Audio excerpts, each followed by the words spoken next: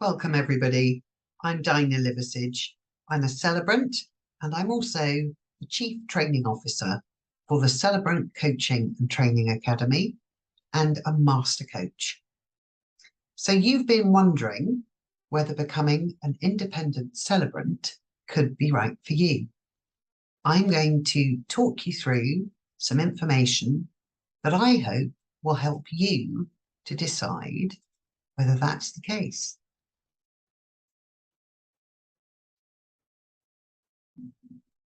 I have to say, of all the jobs I've done in my life, being a celebrant is one of the most rewarding, it's one of the most humbling, and it's one of the most privileged. These are four of the gorgeous couples I have worked with in the last few months. One of those, as you can see, is in Christmas jumpers, a winter vow renewal, including their gorgeous boys, to mark their 10th anniversary together. Two of these couples are having their celebration of weddings in very different places. One in a 12th century chapel in the Brecon Beacons area in Wales, and one in Hampshire in their parents' garden. And my goodness, what a beautiful garden. And then the couple in the top left corner were here where I live, in our little woodland garden. It's the same as the one in the picture behind me. And that was a vow renewal and hand fasting ceremony. I don't take photographs of myself at or preparing for end of life ceremonies because that does not feel appropriate to me. And all the couples included in any pictures I share have always given me their blessing to do so. So what does an independent celebrant do? We create and deliver ceremonies to mark significant life events. Some of those might be the beginning of life. Some of those might be end of life. But hopefully it's also everything in between too. It was really important to me to become an independent celebrant. You'll find there are also humanist celebrants in the UK, but humanist celebrants are not allowed and don't have any desire to include mixed faith aspects in their ceremonies. And to me, it felt very important that I could be totally inclusive in my work. I think our society excludes people quite enough already. And myself, I am married to my husband, John, who did not share the same religious faith as I did. We were brought up in totally different faiths. And so when we married, the only choice we had available, and we've been married over 30 years, but the only choice we had at the time was to go to a registrar for a simple registry office ceremony. And I believe as independent celebrants, being able to say we can honour and include both your faiths or a mixture of faiths or no faith is really important. We're non-judgmental. It is essential that you can show empathy. Yes, sympathy, but empathy. It's vitally important, and it goes hand in hand with compassion. And whilst you might think, well, those two would probably only apply to a funeral celebrant, you're going to need them to help couples who are preparing for weddings too. It can be an incredibly stressful time. You have to demonstrate the ability to listen, not just to respond, but instead to listen so that you can really hear what somebody is telling you. And sometimes you have to have those active listening skills where what you're doing is realizing it's almost as much what they don't tell you as what they do. And if you listen well and you show empathy, you will encourage your clients to be open with you because they feel safe with you. And as a result, you better serve them. You create better ceremonies.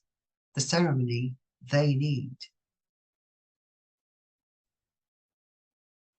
So when might a celebrant be getting a phone call? Well, marriage and civil partnerships are an interesting topic in much of the UK. With the exception of Scotland, at the time of making this video, a celebrant cannot perform a legal marriage ceremony.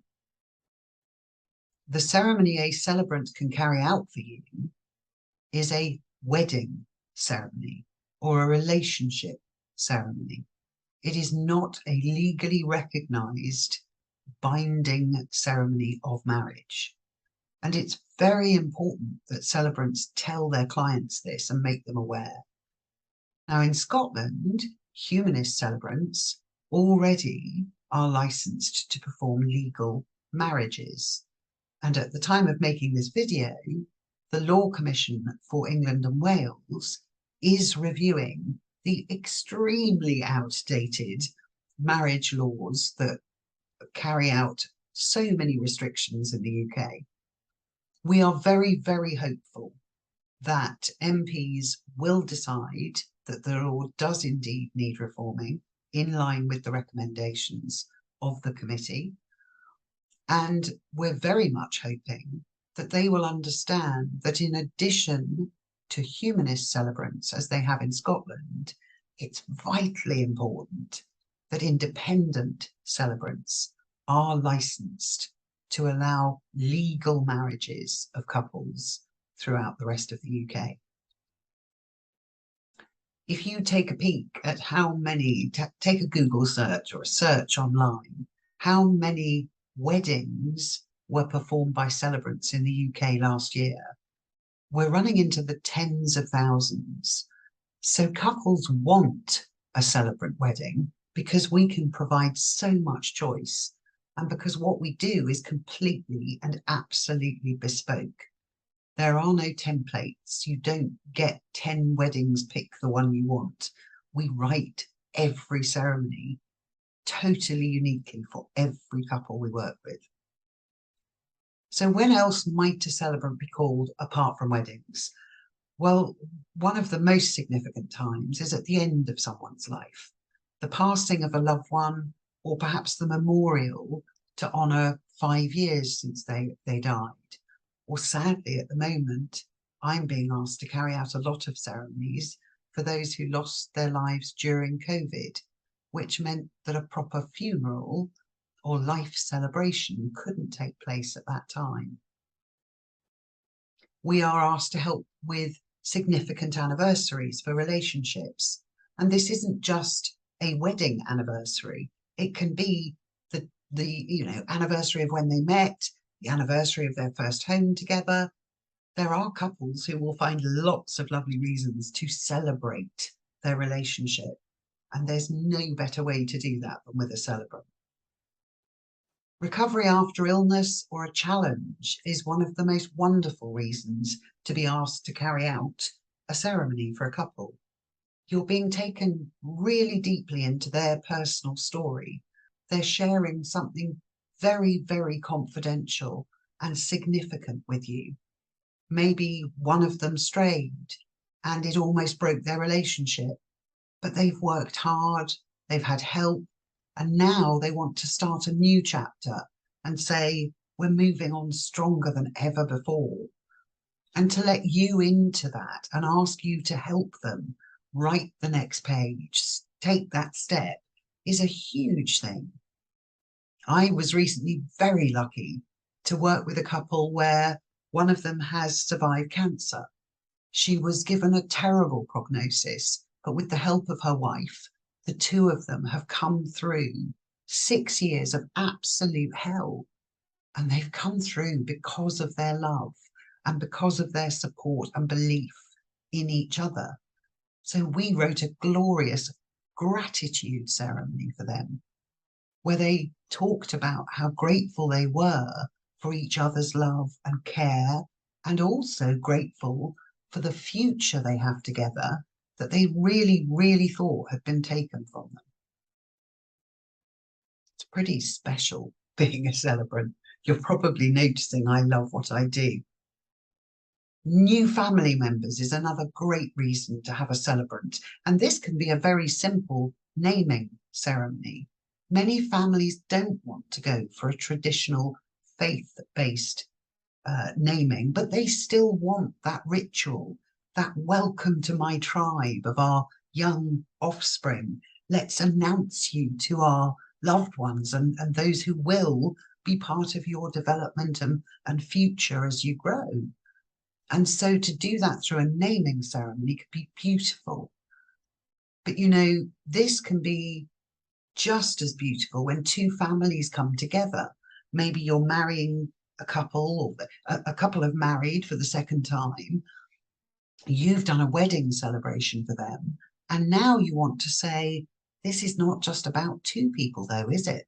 This is about two families becoming one. And so you can do a uniting ceremony for all of the members of that family. The blessing of being able to offer couples and individuals ceremonies that acknowledge their gender preferences is so important.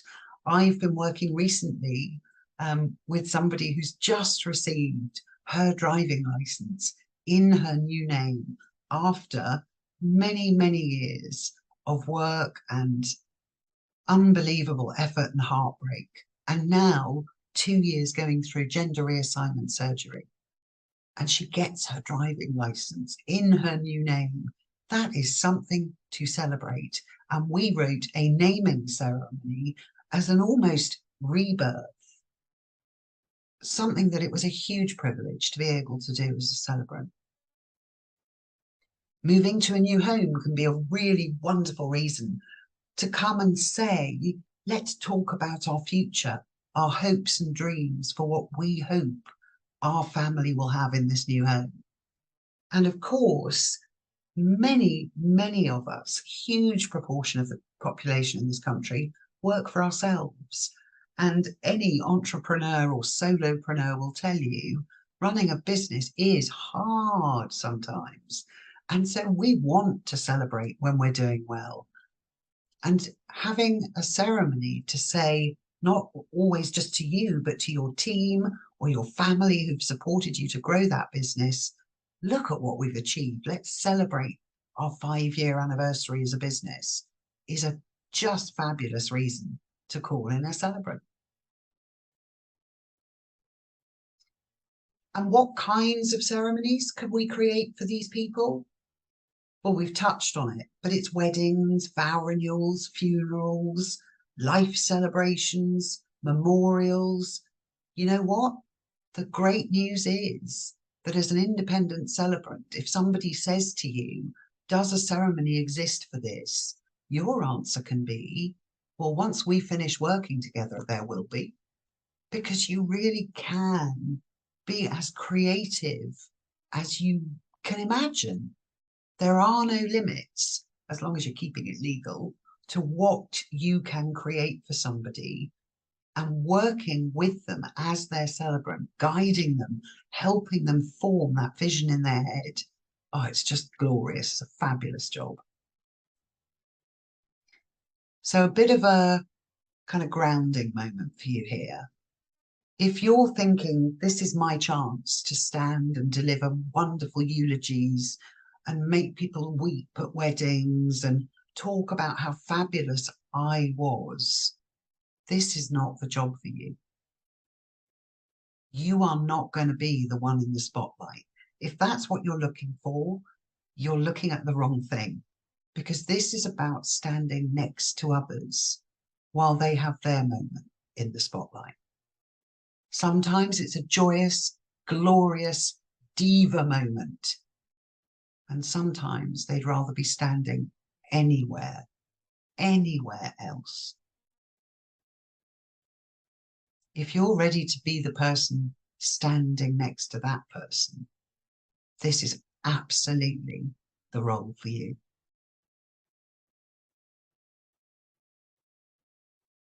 So what are the real key skills and qualities that you need to bring to this role. Now, the good news is you can learn most of these things. You can't learn all of them, but you can learn most of them. So don't think, well, I haven't got that, so I'm out. Listening, gosh, everybody can probably tell I can talk. But I would say that as a celebrant, I spend 80% of my time listening. And active listening, being really present, turning off all those distractions and being focused on the person or people that this is all about. I mentioned before how important empathy and compassion are. Being able to show to another human that we're there for them, that we're listening and we hear and see their pain or their joy is incredibly important in this role. That human connection will allow you to be the celebrant they need you to be. You have to have a real love of supporting other people. If you ever find yourself thinking, oh, I'm always putting everybody else first, this might not be the role for you.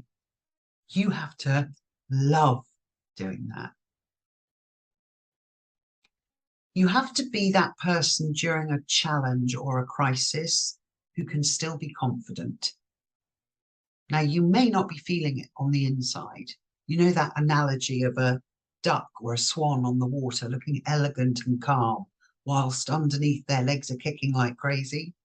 You need to be that person who, no matter what is happening, can still be professional, can still say, I've got you, don't worry. And a lot of that will come as you build your confidence through your training. You've got to be good at diary management and project management, because it is never okay to be late for a meeting with a client. And there is never, ever going to be a good enough excuse to miss somebody's ceremony. And there's also a lot of steps to take on that process. You don't meet someone and write their ceremony. You meet someone and take 101 steps before you write that ceremony. And knowing that those steps are in your diary and ready to act on will make you a better celebrant. And that's integral to my training. I was an international event manager for 14 years, and the size of events I was managing far surpassed any wedding or life celebration I have ever been asked to do since. So I'm confident that I can manage in a situation from that experience, and I'll share as much of what I learned from that as I can with you as part of the training. You've got to enjoy speaking in public. If you're coming into this role thinking, I'll just have to get over my fear of public speaking, I would encourage you to deal with that first. Now, that's a big thing to say. If you're not ready to speak in public, this is not your time to step into this role. But I believe that because, a bit like it not being you in the spotlight, this can never, ever be about you getting your confidence at this event. You have to be in that place already. Now, it may be that means you go and you work with a speaker coach hand in hand whilst you're training.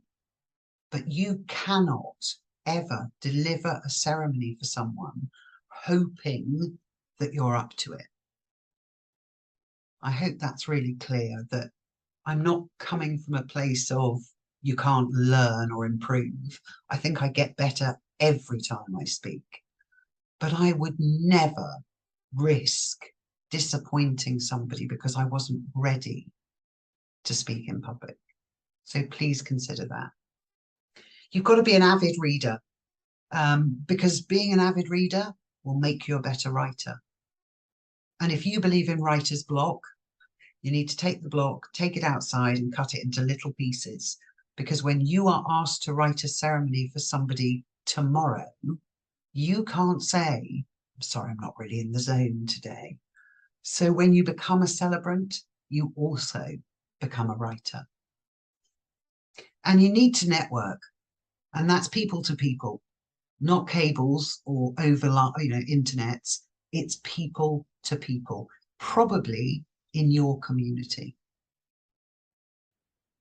So if you're still interested and actually you're beginning to think this really does sound like something I'd like to do, then let me tell you about the options we have on offer at the Celebrant Coaching and Training Academy.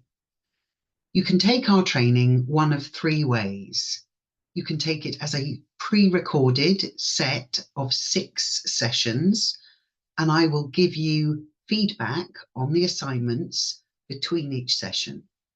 This means you can take it at your own pace, and you have up to a year to complete the training. You can take it one-to-one with me. We will work together over 6 weeks to cover each topic. So 6 weeks to cover funerals and life celebrations, and 6 weeks to cover weddings and vow renewals and naming ceremonies. You can choose to take both sets of 6-week training or just one, and we'll work together at the same time on the same day each week on Zoom. Those sessions will all be recorded and you'll have those copies to keep forever. Additionally, you'll get my feedback, my support between sessions, and of course, I'll mark all your assignments. The third option is to actually come and work with me direct one-to-one. And we can do that over the 6 weeks so that you come once a week, or we can do it over a shortened or even extended period, depending on what works around your schedule. Either way, that'll be here in my home office, and if the weather in Wales is kind, we can even sit out in the woods. Whichever option feels right for you, you'll put in around 30 hours to complete the training, and that includes the time we will spend together if we're taking the lessons together, or it includes watching the pre-recorded sessions. So a total of around 30 hours. Now, what you do need to know as well, if we're working one-to-one, either on Zoom or in person, is that when you get your first ceremony, I'll be there to support you in the background, whether that's just to have a chat or whether you want to send me details of what you're thinking of putting in the ceremony, perhaps asking my help to find the right reading or poem, or even just to go over something we covered in training that you feel a little bit anxious about. Whatever it is, I want to be here to support you through that experience. You also need to know that I have a really simple money-back guarantee. Whatever way you choose to take your training with us, once it is completed, if you don't believe that you had more value than you paid for, I'll refund you in full. So the next step, well, it would be great to have a conversation. You need to see if you think I am the right person to help you start down this path, and I need to see if I think I'm the right teacher for you. In this last slide, there is a link to book an informed decision session straight into my calendar. I do ask for a small fee of £30 for this session, but if we start working together, I will take that off your deposit to hold your place. I really hope we'll be speaking soon, and don't hesitate to get in touch if you have any questions about this video. Bye for now.